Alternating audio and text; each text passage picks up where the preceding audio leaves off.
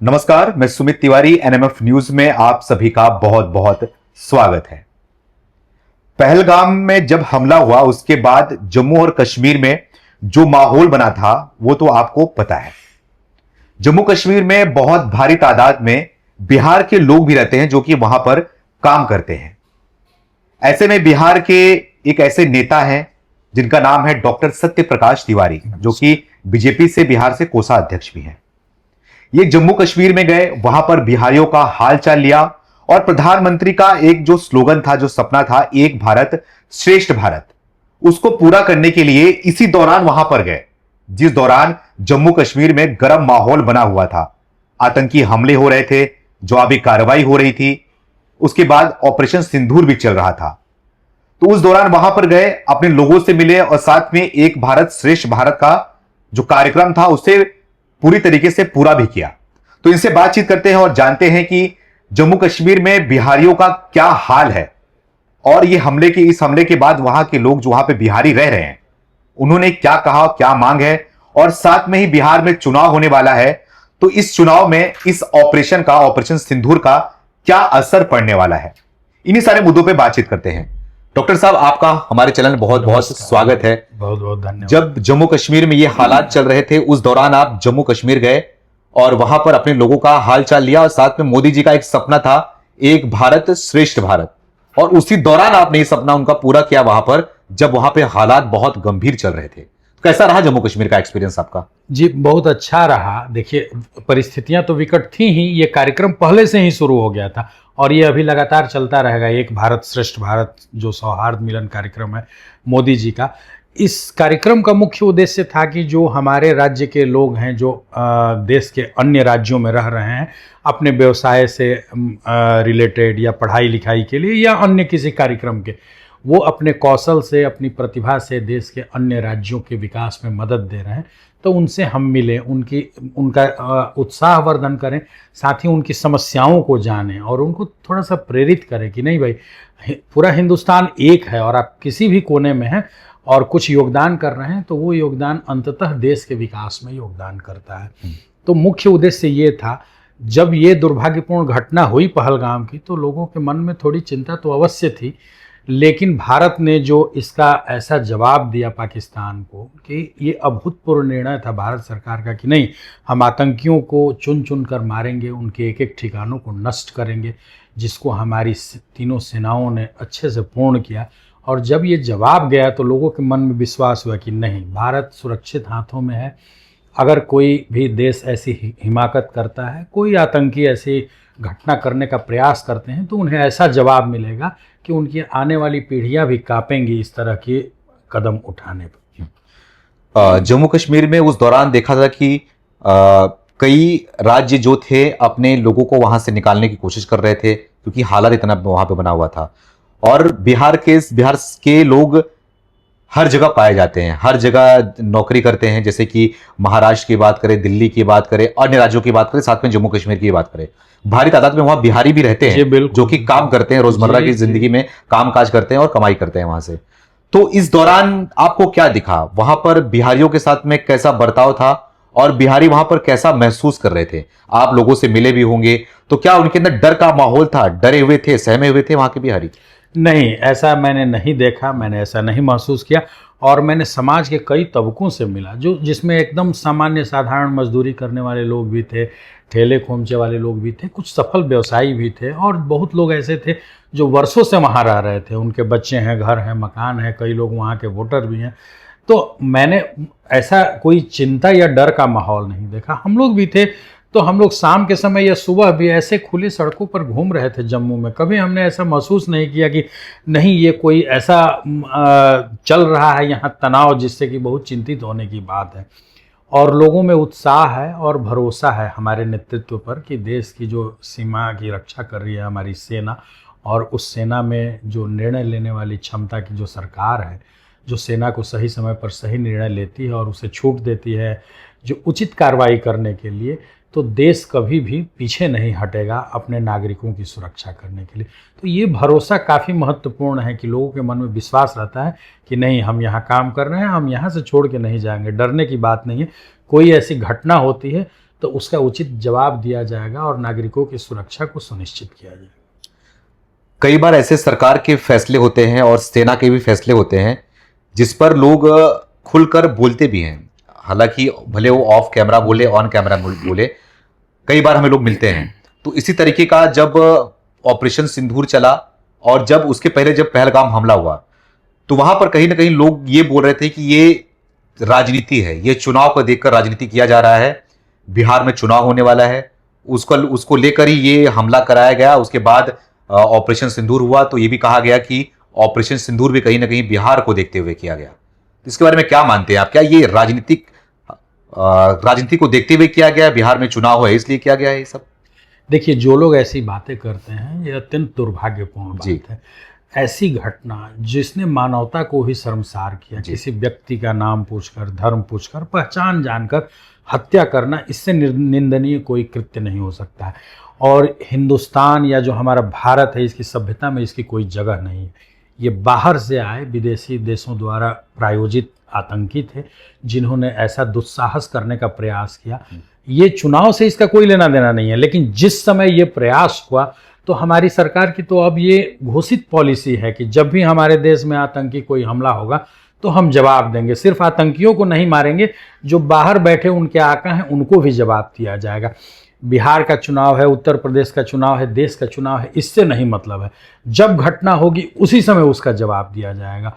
और ऑपरेशन सिंदूर इसी का जवाब था कि जब आपने ऐसी हमारी निर्दोष माताओं बहनों के सिंदूर को पोंछा है, तो वैसी माताओं बहनों के नेतृत्व में ही सेना को मोदी जी ने तैयार किया और उन्होंने ऐसा करारा जवाब दिया कि दुश्मन जो प्राय हिंदुस्तान को गिदड़ भभकियाँ दिया करता था कि हमारे पास परमाणु बम है, पाव किलो के, आधा किलो के छोटे छोटे बम भी हैं और स्ट्रेटेजिक न्यूक्लियर वेपन्स हैं, ऐसा अपुष्ट स्रोतों से आप सुन भी रहे होंगे कि खबरें आ रही हैं कि किराना की हिल्स में उनके परमाणु संयंत्र को काफ़ी आघात पहुंचा है और रेडिएशन का खतरा उत्पन्न हो गया है, जिससे पूरे विश्व भी चिंतित है। तो ये उन्हें भी समझ में आ गया है कि ये परमाणु हथियार उनके लिए कोई असेट नहीं है, लाइबिलिटी है। हिंदुस्तान जब चाहेगा उनके देश के सारे सुरक्षा तंत्र को भी ध्वस्त कर सकता है और उनके परमाणु संयंत्र को भी ध्वस्त कर सकता है। लेकिन देखो, ये सब जो होता है, कार्रवाई होता है, कहीं ना कहीं जो पार्टी होती है इसको चुनाव में जो है भुनाने की पूरी कोशिश भी करती है।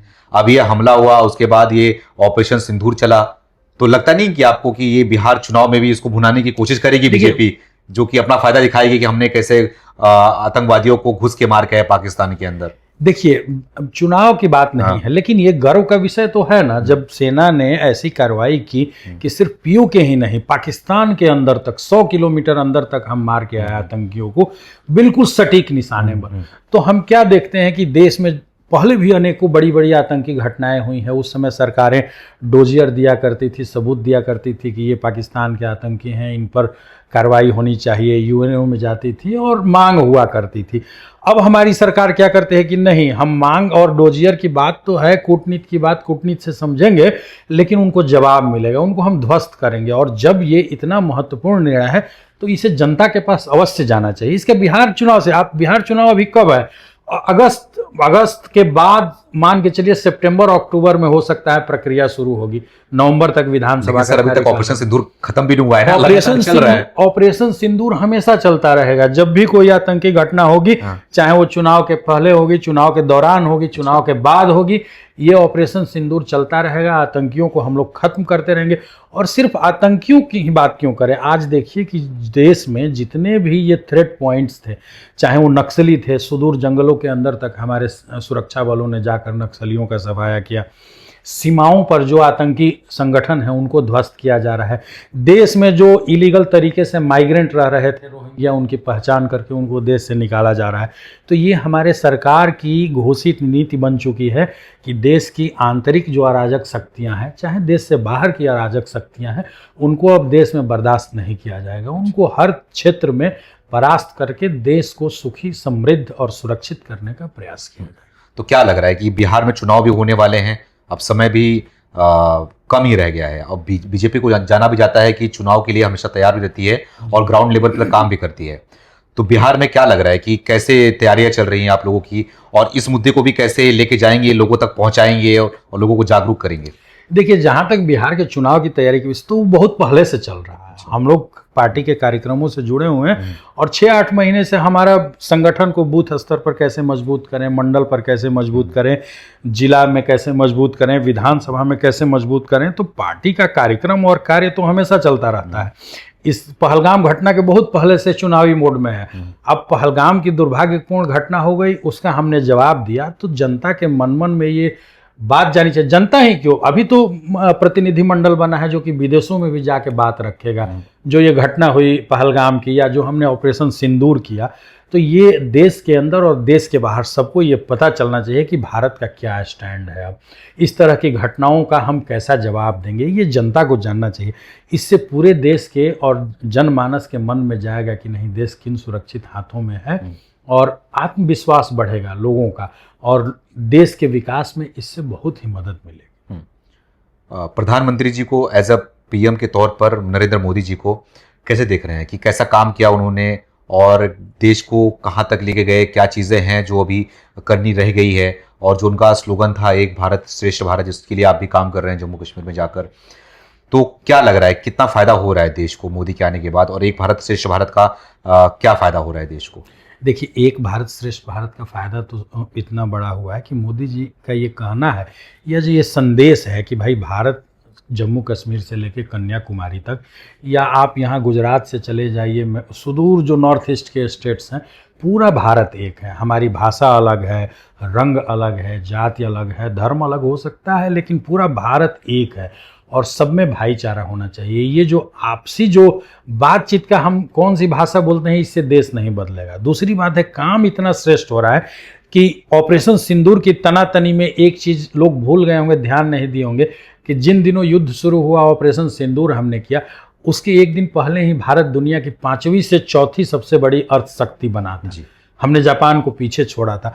तो आप देखिए कि देश में किन स्तर पर काम हो रहा है, कि अर्थव्यवस्था को हम मजबूत कर रहे हैं, हम धीरे धीरे आर्थिक महाशक्ति बन रहे हैं। भारत के अंदर इंफ्रास्ट्रक्चर और मैन्युफैक्चरिंग पर कितना जोर दिया जा रहा है।